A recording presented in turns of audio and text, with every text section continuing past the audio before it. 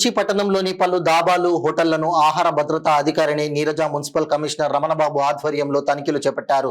బుచ్చి దాబాలలో హోటళ్లలో పరిస్థితులు చూసి అధికారులు నివ్వెరపోయారు. అపరిశుభ్ర వాతావరణం, శుచి, శుభ్రత, నాణ్యత లేని ఆహారం చూసి కంగు తిన్నారు.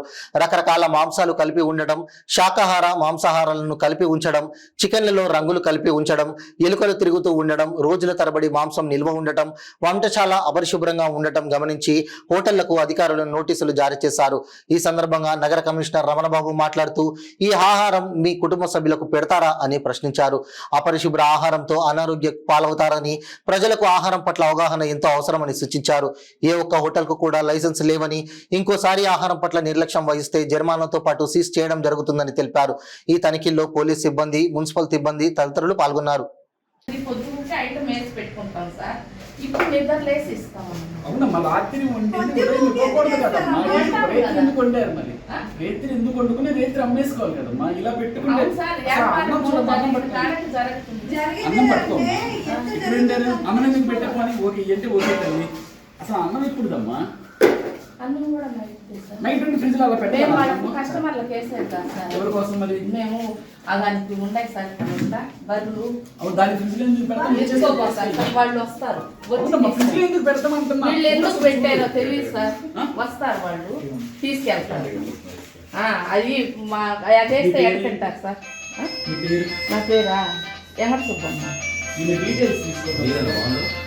ఓనర్ నేను కాదు సార్. నేను మీ డీటెయిల్స్ ఇస్తారా లేదా ఎవరైనా పిలుస్తారమ్మా?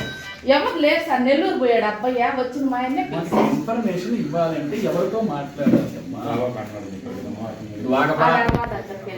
ఇవన్నీ ఇప్పుడు చూస్తున్నాం కదా. ఇప్పుడు మేము ఇది ఏదో ఒకటి సీజ్ చేస్తాము. ఎవరితో మాట్లాడాలి? ఓనర్ మాట్లాడాలి. లేదు సార్ ఆయన.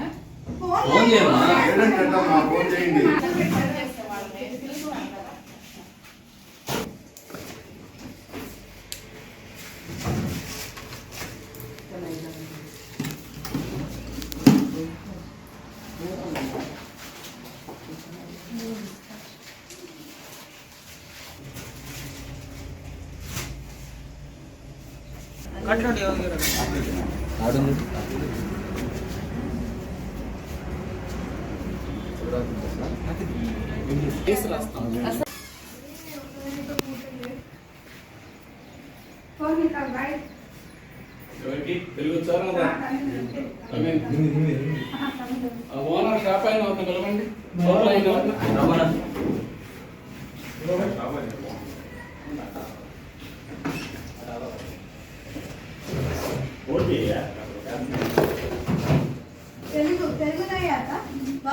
Bye Telugu India